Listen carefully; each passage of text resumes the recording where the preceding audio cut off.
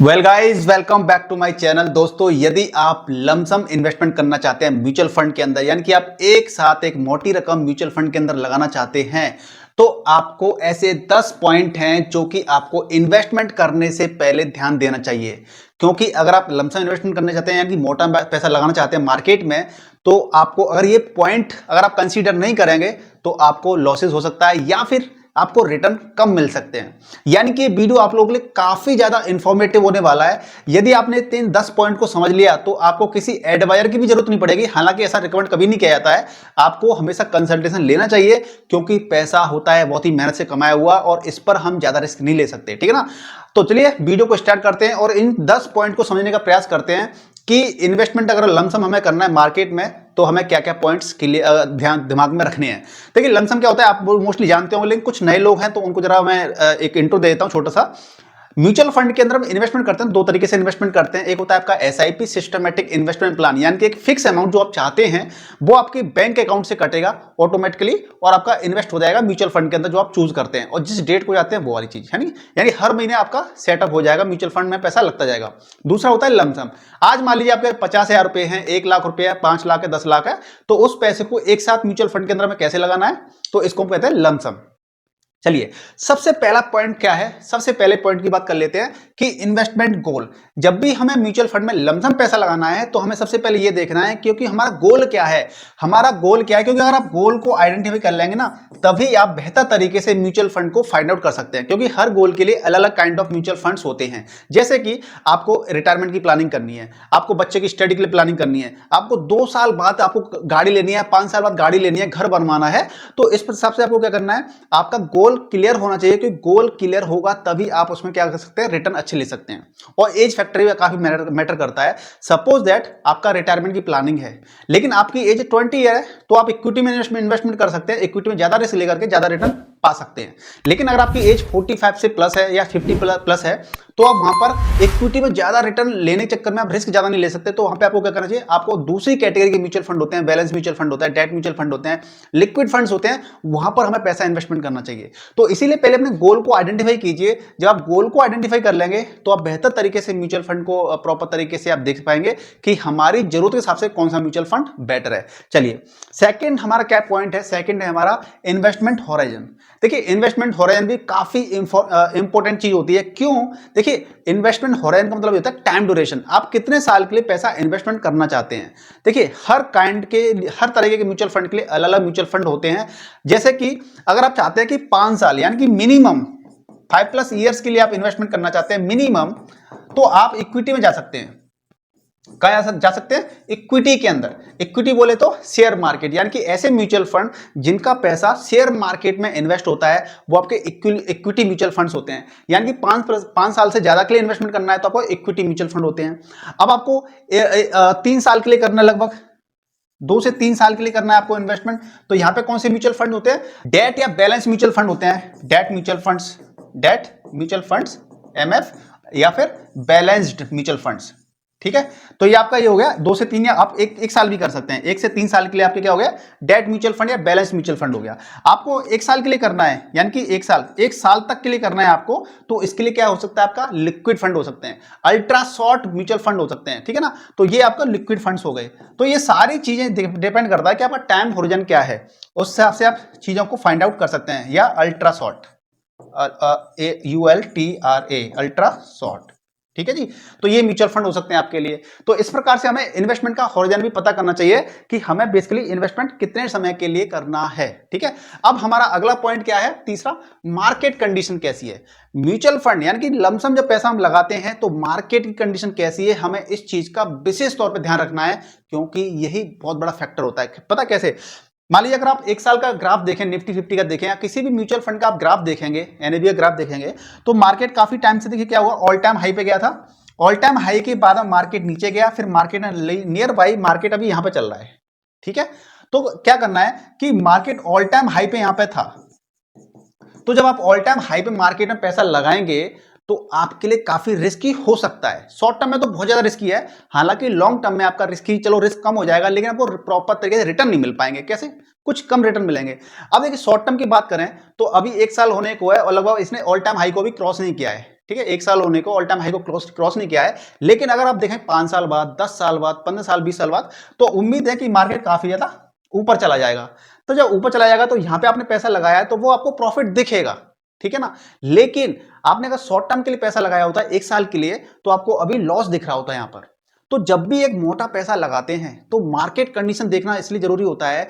आपको लग रहा है कि देखिए ऑल टाइम हाई से मार्केट जब यहां पर आया था, यहां पर आया था, तो हम इस जगह पे पैसा लगा देते तो बहुत बढ़िया रहता, ठीक है ना। लेकिन बॉटम कितना बनता है हमें ये भी नहीं पता होता है कि भैया ये बॉटम है यहाँ पे कि और भी मार्केट, जब मार्केट यहाँ पे था तो ऐसा लग रहा था ना डेली मार्केट और गिरेगा तो मार्केट और नीचे जाएगा, है ना, ऐसा लगता था। तो बॉटम कितना बनेगा हमें नहीं पता। तो या तो आप मार्केट जब नीचे लग रहा है, ठीक ठाक सा मार्केट लग रहा है, एग्जैक्ट तो कोई नहीं बता सकता, लेकिन ठीक ठाक सा लग रहा है, तो आप क्या कर सकते हैं, वहां पे पैसा लगा सकते हैं। या फिर इसका भी अच्छा सॉल्यूशन क्या है, बेस्ट सॉल्यूशन ये होता है कि जब आपका बड़ा पैसा होता है तो आप उस बड़े पैसे को, जो कि आपके लिए 1 लाख भी बड़ा पैसा हो सकता है, ठीक है ना, 10 लाख भी हो सकता है, या 1 CR भी हो सकता है। तो जो भी आपका बड़ा पैसा होता है उस पैसे को आपको क्या करना है, डेट म्यूचुअल फंड के अंदर डाल दीजिए। डेट म्यूचुअल फंड के अंदर डाल दीजिए। और डेट म्यूचुअल फंड में डालने के बाद में क्या करिए, आपका इसके अंदर हर महीने की क्या कर दीजिए, STP कर दीजिए, सिस्टमैटिक ट्रांसफर प्लान। जैसे SIP होती है ना, सिस्टमैटिक इन्वेस्टमेंट प्लान, ये ट्रांसफर प्लान हो जाएगा। तो अब क्या होगा, डेट से ये पैसा आपका STP के माध्यम से आपका इक्विटी म्यूचुअल फंड के अंदर क्या होगा, इन्वेस्ट होता चला जाएगा हर महीने। तो मान लीजिए 10 लाख रुपए थे आपके पास, आपने 2 लाख रुपए हर महीने आपने क्या किया, डेट से आपने इक्विटी के अंदर डाल दिया, STP के माध्यम से, STP के माध्यम से। तो आपका पैसा यहां से यहां पे चला जाएगा हर महीने 2 लाख रुपए। यानी कि पैसा पहले यहां चला गया, फिर यहां चला गया, यहां चला गया, यहां चला गया, यहां चला गया, इस तरीके से। तो इससे क्या फायदा होगा, इससे फायदा ये होगा कि आपका जो पैसा सारा इकट्ठा एक साथ यहां जा रहा था ऑल टाइम हाई पे, आपका पैसा धीरे धीरे जाएगा, तो आपको इसका एवरेजिंग का फायदा मिल जाएगा, ठीक है ना। तो हमें इस चीज का विशेष ध्यान रखना है। दोस्तों अगर आपको ये वीडियो पसंद आते हैं ना, तो प्लीज वीडियो को लाइक कर दिया करिए और इसको शेयर भी कर दिया करिए अपने फ्रेंड सर्कल के साथ में, जिससे कि वो भी जानकारी हासिल कर सकें, चीजों को सीख सकें। क्योंकि देखिए नॉलेज होती है ना, उसको हमें शेयर करना चाहिए, ठीक है ना। और चैनल पर नए हैं तो चैनल को सब्सक्राइब कर लीजिएगा, क्योंकि आपको हम इस चैनल पर काफी ज्यादा पर्सनल फाइनेंस की और फाइनेंस रिलेटेड ऐसी चीजें बताते हैं जो कि आपको आनी चाहिए और भविष्य में आपके लिए काफी ज्यादा फायदेमंद होंगी, ठीक है ना। चलिए अगला पॉइंट क्या है, फंड की परफॉर्मेंस। हम म्यूचुअल फंड को जब भी देखते हैं तो क्या करते हैं हम लोग, नॉर्मली हम लोग 1 साल की परफॉर्मेंस देख लेते हैं, 1 ईयर परफॉर्मेंस देख लेते हैं भैया, कि 1 साल के अंदर आहा इसने तो 30% का रिटर्न दिया है, इसने तो 40% का रिटर्न दिया है, ये तो बहुत अच्छा म्यूचुअल फंड है। लेकिन उसकी 5 साल की परफॉर्मेंस देखेंगे तो उसने 13% का रिटर्न दिया है या 12% का रिटर्न दिया है। तो हमें क्या करना है कि म्यूचुअल फंड की परफॉर्मेंस देखनी है तो अब 1 साल भी देखिए कि शॉर्ट टर्म में इसने कैसा रिटर्न दिया है, 3 साल देखिए, 5 साल देखिए और 10 साल का भी देखिए। 10 साल से जिसने परफॉर्मेंस लगातार और कांस्टेंट रिजल्ट दिए हैं, 10 साल से लगातार स्टेबल रिटर्न दिए हैं, तो हम ये कह सकते हैं कि भैया स्टेबल रिटर्न ज्यादा अच्छे होते हैं। देखिए एक म्यूचुअल फंड ऐसा है, देखिए मैं जब आपको बताता हूं ना, वीडियो चीजें सिखाता हूं, तो वीडियो लेंथी जरूर हो सकता है लेकिन आपको नॉलेज पूरी भरपूर मिलेगी, ठीक है। देखिए हालांकि इस पॉइंट को मैं आपको 1 सेकंड में खत्म कर देता, 10 सेकंड के अंदर खत्म कर देता कि भैया अच्छे म्यूचुअल फंड है, ऐसे ऐसे 5 साल 10 साल का देखना चाहिए। लेकिन मैं आपको थोड़ा प्रैक्टिकल वे में सिखाने का प्रयास करता हूं, इसलिए वीडियो लेंथी बन जाते हैं, लेकिन आपको नॉलेज पूरी मिलेगी, ठीक है। एक म्यूचुअल फंड ऐसा है जिसने 12% का रिटर्न दिया, 1 साल 10% का रिटर्न दिया, 1 साल फिर 17% का रिटर्न दे दिया, फिर 1 साल 18% का रिटर्न दे दिया, फिर अगले दिन 10% का रिटर्न दे दिया, फिर 9% का रिटर्न दे दिया। और एक म्यूचुअल फंड ऐसा है जो कि 40% का रिटर्न दे दिया, 15% रिटर्न दे दिया, 16% दे दिया, 14% दे दिया, 15% दे दिया। तो ये आपको देखने में दिख रहा होगा ये स्टेबल ज्यादा है। तो जो स्टेबल चीज होती है ना, उस पर हमें विश्वास करना चाहिए, क्योंकि स्टेबल रिटर्न अगर हमें मिलते हैं तो ये हमारे लॉन्ग टर्म के लिए काफी अच्छा रहता है।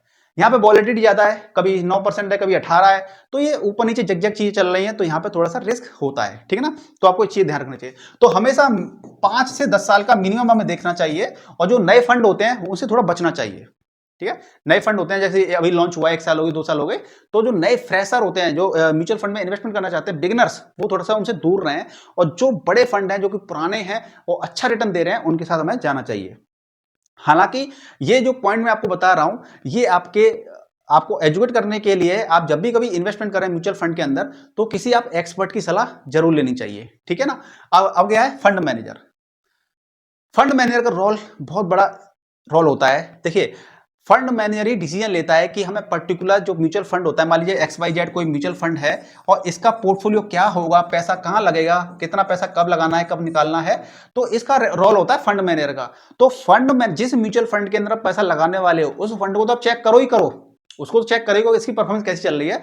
साथ में वही सेम फंड मैनेजर और कौन कौन से म्यूचुअल फंड को मैनेज कर रहा है, उनकी परफॉर्मेंस कैसी है, उनका रिटर्न कैसा है, उनका स्टेबल रिटर्न है कि नहीं है, ये भी चीजें देखनी चाहिए। क्योंकि ये एक तरह से जो हमारा पानी का जहाज होता है, शिप होता है ना, टाइटैनिक, तो वहां पे जो कैप्टन की गलती की वजह से क्या हुआ था, गलती किसी की हो, छोटे अधिकारी की गलती हो चाहे बड़े अधिकारी की गलती हो, जो मैन आदमी होता है उसकी गलती मानी जाती है, ठीक है ना। तो कैप्टन की गलती वजह से जहाज डूब गया था पूरा, ठीक है ना। तो आपको क्या करना है, ये फंड मैनेजर साहब क्या है, कैप्टन साहब हैं, अगर ये गलती करेंगे तो फंड डूब जाएगा, रिटर्न अच्छे नहीं मिलेंगे। तो इनके बारे में रिसर्च कर लीजिए प्रॉपर तरीके से कि इनकी एजुकेशन क्या है और ये कौन कौन से फंड को प्रॉपर तरीके से मैनेज कर रहे हैं और कहां पे क्या दिक्कत है, ठीक है जी। एक्सपेंस रेशियो, जब हम म्यूचुअल फंड के अंदर इन्वेस्टमेंट करते हैं तो आपको एक्सपेंस रेशियो भी देखना चाहिए कि हमारा एक्सपेंस रेशियो कितना है। देखिए एक्सपेंस रेशियो क्या होता है कि हम म्यूचुअल फंड के अंदर इन्वेस्टमेंट करते हैं तो जो कंपनीज होती हैं अब वो हमारे लिए पैसे को इन्वेस्ट कर रही हैं, रिस्क ले रही हैं, वो हमारे, हालांकि रिस्क हमारे पैसे पे ले रही हैं, लेकिन वो हमारे लिए काम कर रही है, हमें रिटर्न देगी, उस पर रिटर्न कमा करके देगी हमारे पैसे पर।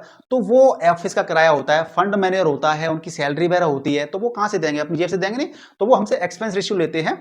तो एक्सपेंस रेशियो जो भी होता है वो प्रॉफिट, यानी कि म्यूचुअल फंड है, म्यूचुअल फंड का जो भी प्रॉफिट होता है या प्रॉफिट हो या लॉस हो जो भी हो, उसमें से ही कटता है एक्सपेंस रेशियो। तो एक्सपेंस रेशियो के लिए मान लीजिए दो म्यूचुअल फंड है, एक XYZ है, एक ABC म्यूचुअल फंड है, और इसका एक्सपेंस रेशियो 0.57% है, इसका 0.65% है, ठीक है ना। तो जो कम है हम उसको चूज करते हैं, लेकिन सिर्फ एक ही फैक्टर पे हम किसी म्यूचुअल फंड को चूज नहीं करते हैं, और भी कई सारे फैक्टर होते हैं, इस पे ऑलरेडी मैं वीडियो बना चुका हूं, ठीक है ना, आप उसको देखिएगा।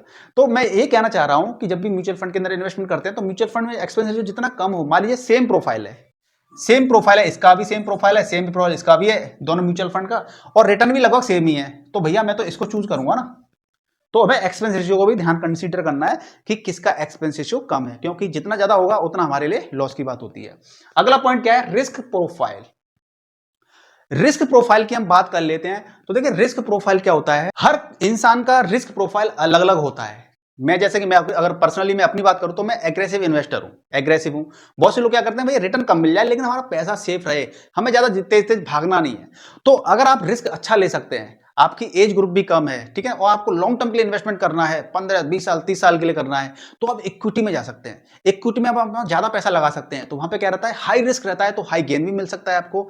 और आप रिस्क ज्यादा नहीं लेना चाहते हैं, आपका रिस्क प्रोफाइल कम है, आप रिस्क कम लेना चाहते हैं, तो आप डेट म्यूचुअल फंड में जा सकते हैं, बैलेंस म्यूचुअल फंड में जा सकते हैं, आप उसके साथ में आप हाइब्रिड म्यूचुअल फंड में जा सकते हैं, ठीक है ना। तो इस प्रकार से आप क्या कर सकते हैं, जो लिक्विड फंड होते हैं आप उसमें जा सकते हैं, जहां पे बहुत ही कम रिस्क होता है, तो लिक्विड फंड्स हैं आपके लिए। तो हमें अपना क्या है, रिस्क प्रोफाइल को देखना चाहिए कि भैया अगर हम लमसम अमाउंट इन्वेस्टमेंट करना है तो हमारा रिस्क प्रोफाइल भी कैसा है, तो तभी तो हम अच्छा डिसीजन ले पाएंगे। सिर्फ एक पॉइंट में हम कहते हैं कि ये आदमी अच्छा है तो ये भी तो जरूरी नहीं है, ठीक है ना। तो उसके अंदर दो आदमी है, अलग अलग क्वालिटीज सबके अंदर अलग अलग होती है, तो देखें सबसे बेस्ट क्वालिटी किसके अंदर ज्यादा है, तो वही तो अच्छा इंसान कहलाएगा। तो जब लमसम करना है तो हमें इन सारे पॉइंट को ध्यान देना है, तभी हम एक बेहतर तरीके से हम लमसम का इन्वेस्टमेंट कर पाएंगे। अगला पॉइंट है AUM, यानी कि फंड का AUM कितना है। AUM की फुल फॉर्म क्या होती है, असेट अंडर मैनेजमेंट, यानी कि उस म्यूचुअल फंड, जो म्यूचुअल फंड है वो XYZ जो भी, वो कितने फंड को मैनेज कर रहा है, ठीक है ना। तो म्यूचुअल फंड का जो AUM होता है वो जितना ज्यादा होता है, हम ये मान सकते हैं कि भैया ज्यादा है, यानी कि ज्यादा लोगों ने इसके अंदर पैसा लगा रखा है, ट्रस्टेबल है, अच्छा है, बड़ा फंड है, ठीक है ना। अब मान के चलिए एक का है 50,000 करोड़, 50,000 करोड़ का फंड साइज है, और एक है इसका 1,000 करोड़ की है, मान लीजिए 1,000 करोड़ है।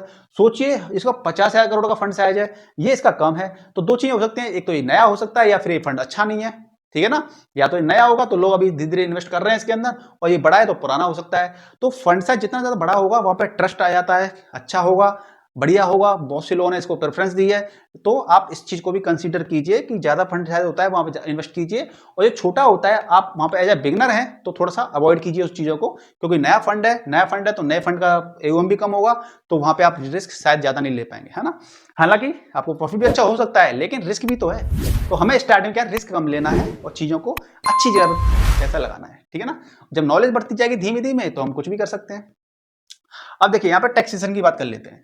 जब हम लमसम करना है तो हमें टैक्सेशन को भी देखना चाहिए कि इक्विटी के अंदर, डेट के अंदर टैक्स किस प्रकार से लगते हैं, ठीक है। हालांकि मैं इस वीडियो में ये नहीं बताने वाला आपको कि टैक्स कितना लगता है, इसके लिए मैं ऑलरेडी एक वीडियो बना चुका हूं, आप चैनल पर जाकर के वीडियो सेक्शन में जाकर के सर्च कर लीजिएगा टैक्सेशन वाला वीडियो, ठीक है, आपको मिल जाएगा। लेकिन मैं इस वीडियो में इस पॉइंट में क्या कहना चाहता हूं वो ये समझने का प्रयास कीजिए कि जब लमसम करते हैं और आपको टैक्स में बचत करनी है तो उसके लिए अलग म्यूचुअल फंड है, टैक्स में बचत नहीं करनी है तो उसके लिए अलग म्यूचुअल फंड है। जैसे कि टैक्स में बचत करनी है तो एलएसएस म्यूचुअल फंड होता है, इक्विटी लिंक्ड सेविंग स्कीम, ठीक है। तो यहाँ पे क्या है, आपकी टैक्स सेविंग भी हो जाएगी और आपका इन्वेस्टमेंट भी प्रॉपर हो जाएगा और आपका वेल्थ भी क्रिएट होगी। तो इस प्रकार से हमें टैक्सेशन को भी देखना चाहिए कि कहां पे हमारा टैक्स बचेगा और कहां पे हमें टैक्स ज्यादा देना पड़ेगा, ठीक है। अगला और लास्ट पॉइंट क्या है, फाइनेंशियल एडवाइजर का कंसल्टेशन लेना जरूरी है। देखिए, यदि आप सक्षम हैं, आपको चीजें सीख गए हैं, नॉलेज है, जानकारी है, तो आप खुद से म्यूचुअल फंड में इन्वेस्टमेंट कर सकते हैं अपना पोर्टफोलियो बना करके। या फिर आपको जानकारी नहीं है, देखिए बहुत से लोग ऐसे होते हैं कि जिन पर समय की कमी होती है और वो अच्छा पैसा इन्वेस्टमेंट करते हैं, तो वो क्या करते हैं, एक फाइनेंशियल एडवाइजर यानी कि जो सेबी से रजिस्टर्ड जो फाइनेंशियल एडवाइजर होते हैं उनसे कंसल्ट करते हैं, ठीक है ना। तो आप उनसे भी कंसल्टेशन ले सकते हैं। लेकिन आपको पैसा इन्वेस्टमेंट करना है, आपको म्यूचुअल फंड डिस्ट्रीब्यूटर की हेल्प लेनी है, जैसे जस्ट लाइक मी, मैं भी खुद से क्या हूं, म्यूचुअल फंड डिस्ट्रीब्यूटर हूं, मैं एमपी से रजिस्टर्ड हूं, एआरएन नंबर है मेरे पास, तो मैं भी लोगों के पैसे इन्वेस्टमेंट करवाता हूं, ठीक है। तो आपको अगर मेरी सर्विस का फायदा लेना है तो आप कमेंट करके बता सकते हैं। तो इस प्रकार से अगर आप खुद से सक्षम नहीं है तो आप दूसरों की हेल्प भी लेकर के क्या कर सकते हैं, अपने पैसे को इन्वेस्ट करवा सकते हैं, जिससे क्या होगा कि आप बेहतर रिटर्न पा सकते हैं, आपका पोर्टफोलियो मैनेज रहेगा प्रॉपर तरीके से। तो आपको हमेशा कंसल्टेशन भी ले सकते हैं, अगर खुद से मैनेज कर सकते हैं तो दैट्स गुड, ठीक है ना। तो दोस्तों इस प्रकार से अगर आपको लमसम करना है तो इन पॉइंट्स को समझिए प्रॉपर तरीके से और तभी इन्वेस्टमेंट लमसम का करिए। मुझे उम्मीद है कि आपको वीडियो पसंद आया होगा। पसंद आया है तो प्लीज प्यारी सी कमेंट कर दीजिए, वीडियो को लाइक कर दीजिए, शेयर कर दीजिए अपने फ्रेंड सर्कल में और चैनल को सब्सक्राइब कर लीजिए। मिलते हैं नेक्स्ट वीडियो में, तब तक के लिए अपना विशेष ख्याल रखिएगा और फाइनेंशियल जो लर्निंग है मिलकर सीखते रहेंगे। जय हिंद।